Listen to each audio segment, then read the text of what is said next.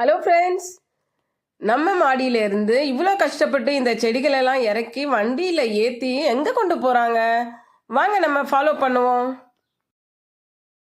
வண்டியை பள்ளமேடு பார்த்து கொஞ்சம் பொறுமையாக ஓட்டுங்கன்னு சொல்லிக்கிட்டு அவங்க பின்னாடியே போனால் ஒரு இடத்துல போயிட்டு வண்டியை நிறுத்தி நம்ம செடிகளெல்லாம் இறக்குனாங்க.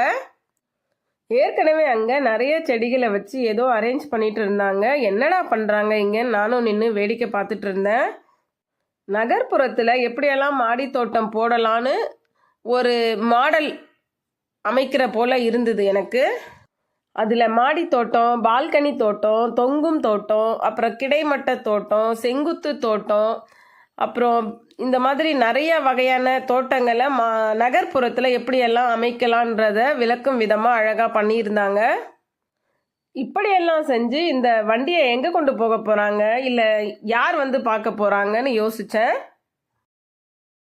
அப்புறம் தான் தெரிஞ்சது இது சாதாரண வண்டி இல்லைன்னு.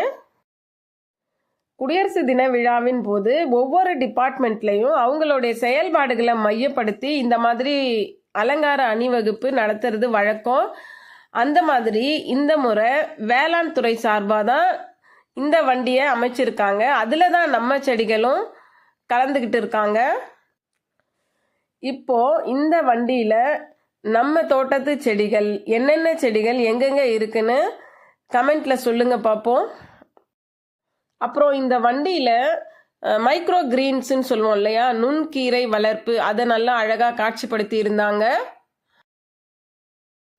இந்த விழாவில் நம்ம செடிகள் கலந்துக்கிட்டது எனக்கு குடியரசு தின விழாவில் பெரிய அவார்டு வாங்கின மாதிரி இருக்குது. நம்ம தோட்டத்துல இருந்து போன செல்லக்குட்டிகள் திரும்ப பத்திரமா நம்ம தோட்டத்துக்கு வரணும்னு ஒரு தவிப்பாவும் இருக்கு.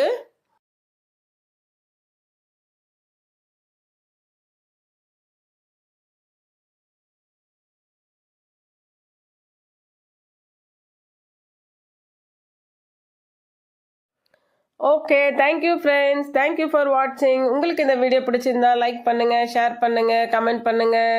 பாய்.